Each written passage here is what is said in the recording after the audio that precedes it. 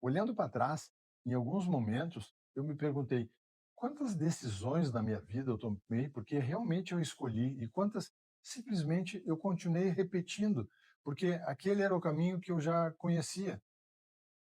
Está conseguindo acompanhar? Eu não estou dizendo que as minhas escolhas foram erradas, eu só estou querendo dizer que eu nunca tinha parado para examinar. E talvez esse seja o ponto mais importante desse episódio. Há uma enorme diferença entre viver uma vida e examinar a vida que estamos vivendo. Pegaram? E foi justamente essa pergunta que outra pesquisadora resolveu estudar. O nome dela é Ellen Langer, professora da Universidade de Harvard. E o que ela descobriu talvez explique por que tantas pessoas chegam aos 60 anos, 60 e mais, com a sensação de que o tempo passou rápido demais. Quem está dirigindo a sua vida? Ellen Langer dedicou grande parte da sua carreira a estudar um fenômeno que ela chamou mindfulness. Não existe uma tradução perfeita para o português, mas a ideia é simples. Ela percebeu que nós passamos uma enorme parte da vida funcionando no automático. Não porque sejamos desinteressados, nem porque sejamos preguiçosos, mas porque o cérebro ele procura o tempo todo maneiras de economizar energia. Quanto mais repetimos um comportamento, menos precisamos pensar. Até aí tudo bem. O problema é que o cérebro não distingue uma rotina útil de uma rotina que já perdeu o sentido. Ele apenas repete. Pense em quantas vezes você respondeu: está tudo bem, sem realmente pensar se estava tudo bem. Quantas vezes você disse: depois eu faço, e esse depois virou meses ou anos? Quantas vezes adiou um exame, uma viagem, uma conversa importante? Não porque decidiu conscientemente adiar, mas porque repetir o dia de ontem exige muito menos esforço do que criar um dia de amanhã diferente. Compreende? Existe uma frase que me chama muito atenção. Nós não somos o que pensamos de vez em quando. Somos o que repetimos todos os dias. Olha bem, nós não somos o que pensamos de vez em quando. Somos o que repetimos todos os dias. É um pouco pesado, né? É justamente aí que mora o perigo, porque a repetição cria competência, mas também cria cegueira. Depois de algum tempo, paramos de perceber aquilo que repetimos. É como um relógio no pulso. Depois de alguns minutos, você esquece que ele está ali. Com a vida acontece a mesma coisa. Você já entrou num quarto da casa e esqueceu completamente o que foi buscar? Volta para a sala e, de repente, se lembra. Isso acontece porque a atenção saiu por alguns instantes. O cérebro continuou funcionando no automático, mas a consciência não estava acompanhando. Agora, imagine isso acontecendo, não durante alguns segundos, mas durante anos. E é essa reflexão que Ellen Langer nos convida a fazer. Foi então que encontrei um outro pesquisador que completou esse quebra-cabeça. O neurologista português Antônio Damasio. Durante muito tempo, acreditávamos que as grandes decisões eram tomadas pela razão. Primeiro pensávamos, depois escolhíamos. Damasio mostrou que não é assim. Estudando pessoas que sofreram lesões em determinadas áreas do cérebro, ele fez uma descoberta surpreendente. Essas pessoas continuavam inteligentes, continuavam resolvendo problemas, continuavam raciocinando, mas tinham enorme dificuldade para tomar decisões. Por quê? Porque haviam perdido parte da capacidade de sentir emoções. Foi aí que Damasio concluiu algo revolucionário. A emoção, ela não atrapalha a decisão, ela faz parte da decisão. Sem emoção, a razão fica paralisada. Pense no impacto disso. Quantas vezes você disse: eu decidi isso racionalmente? Será? Ou será que primeiro você sentiu e só depois encontrou argumentos para justificar a decisão? Talvez você tenha permanecido em um emprego por medo. Talvez tenha terminado um relacionamento por orgulho. Talvez tenha evitado pedir desculpas porque o ego falou mais alto. E só depois a razão apenas construiu uma explicação elegante para aquela que a emoção já havia decidido. Essa ideia é desconfortável para mim, mas ela explica muito da nossa vida. Alguns dias Eu fiquei pensando nisso. Ao olhar para trás, eu percebi que algumas das decisões mais importantes que eu tomei não nasceram de uma planilha, nem de uma conta matemática, nasceram de sentimentos, do entusiasmo, do medo, da esperança, da insegurança. E só muito tempo depois eu consegui explicar racionalmente por que eu havia escolhido aquele caminho. Talvez com você tenha acontecido assim. Isso não significa fraqueza, significa apenas que nós somos humanos. Agora junte as 3 ideias que nós vimos até aqui. Kahneman diz que o cérebro economiza energia usando o piloto automático. Ellen Langer mostra que o piloto automático ele pode dominar a nossa rotina sem que a gente perceba. E Damasio demonstra que até as emoções participam das decisões que imaginamos ser puramente racionais. Se isso tudo é verdade, então surge uma pergunta inevitável: existe alguma maneira de recuperar o controle? Existe. E foi um homem que viveu uma das maiores tragédias da história da humanidade quem respondeu essa pergunta. O homem que respondeu essa pergunta nós já conhecemos, chamava-se Viktor Frankl. Já falamos dele aqui no canal. Frankl era psiquiatra. Em 1942 foi preso, foi levado para campos de concentração. Ele perdeu os pais, perdeu o irmão, perdeu a esposa grávida. Foi privado da liberdade, da dignidade e por muitas vezes da esperança. Quando a guerra terminou, ele poderia ter escrito apenas sobre sofrimento, mas ele escreveu sobre liberdade. Isso sempre me impressionou, a obra dele, porque ninguém falaria com mais autoridade sobre falta de liberdade do que alguém que teve absolutamente tudo lhe tirado. E ainda assim, Franklin chegou a uma conclusão extraordinária. Ele escreveu: entre o estímulo e a resposta existe um espaço.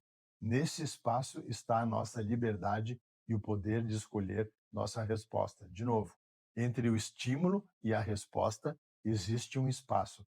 Nesse espaço está a nossa liberdade e o poder de escolher nossa resposta.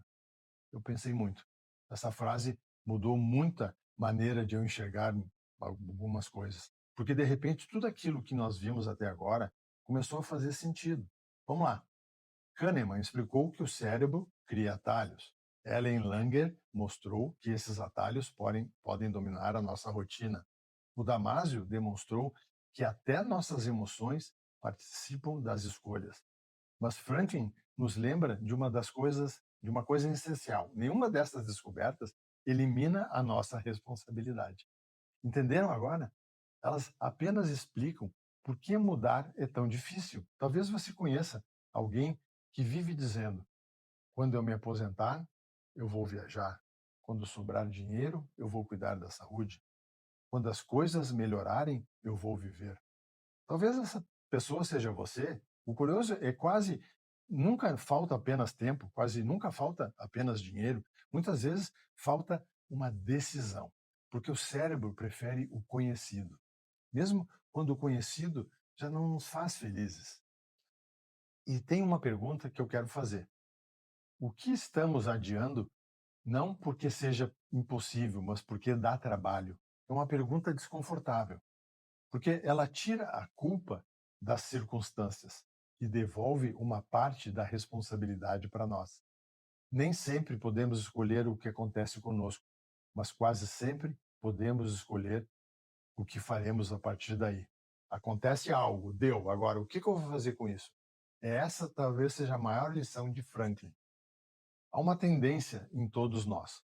Quando alguma coisa não vai bem, procuramos imediatamente um culpado: o governo, a economia, a família, a idade, a saúde. Às vezes esses fatores realmente existem, seria injusto ignorá-los, mas existe uma diferença enorme entre reconhecer um obstáculo e entregar a direção da própria vida para esse obstáculo. Franklin jamais negou o sofrimento. Ele apenas se recusou a permitir que o sofrimento decidisse quem ele seria. Dá muito para a gente vestir a carapuça, né? Eu gosto muito de uma imagem. Imagine que sua vida seja um carro, um motor, um V6, é o seu cérebro, extraordinário, potente, capaz de levá-lo para muito longe. O piloto automático, ele faz parte desse carro. Ele é útil, muito útil.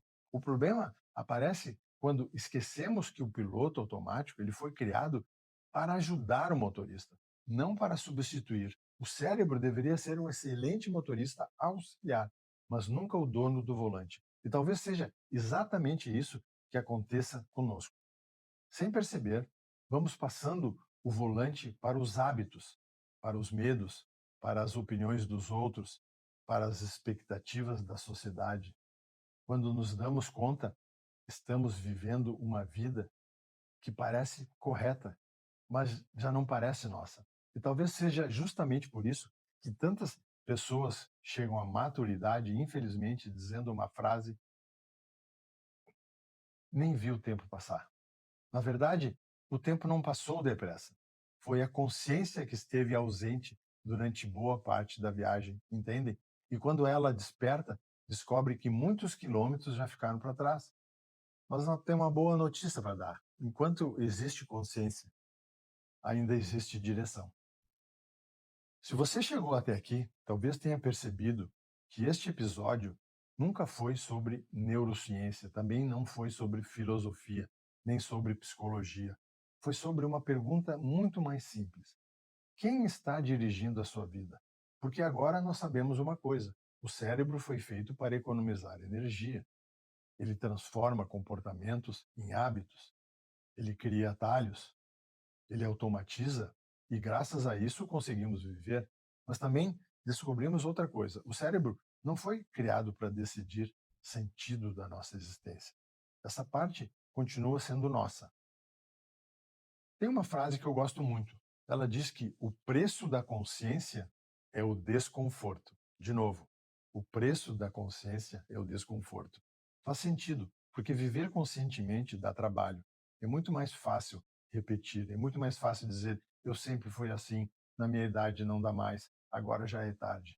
Essas frases tranquilizam, mas também aprisionam, porque encerram qualquer possibilidade de mudança. Talvez a frase mais perigosa da língua portuguesa seja justamente essa: eu sou assim mesmo. Ela parece uma descrição, mas muitas vezes é uma sentença. Ela fecha portas, ela impede perguntas, ela é cômoda, ela transforma uma fotografia em destino. E nós somos muito maiores do que uma fotografia. Hoje eu tenho quase 65 anos e quanto mais o tempo passa, menos eu acredito que amadurecer seja acumular respostas. Eu já falei disso. Acho exatamente o contrário. Amadurecer é aprender a fazer perguntas melhores. É o que eu venho fazendo. Talvez seja por isso que esse canal exista. Porque mudar não significa jogar a vida fora. Mudar significa honrar tudo que vivemos usando essa experiência para escolher melhor os próximos passos.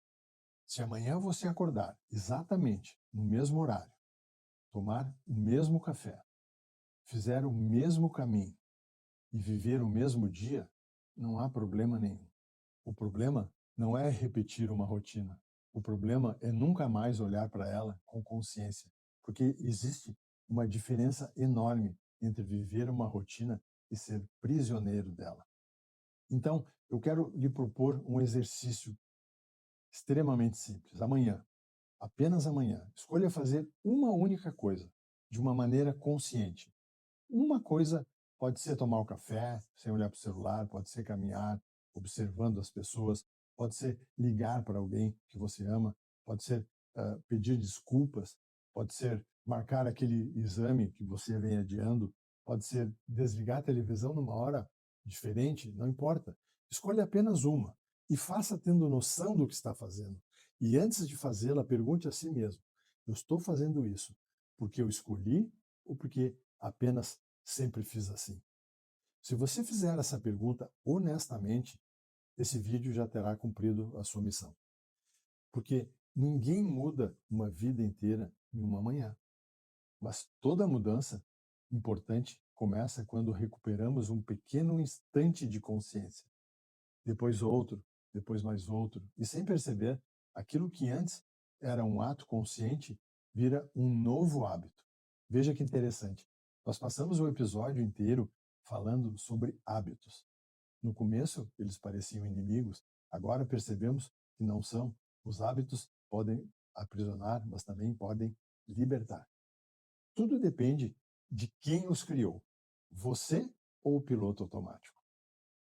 E eu quero terminar exatamente como eu comecei, com uma pergunta, mas dessa vez não responda agora. Pense nela, hoje. Pense amanhã. Pense daqui a um mês.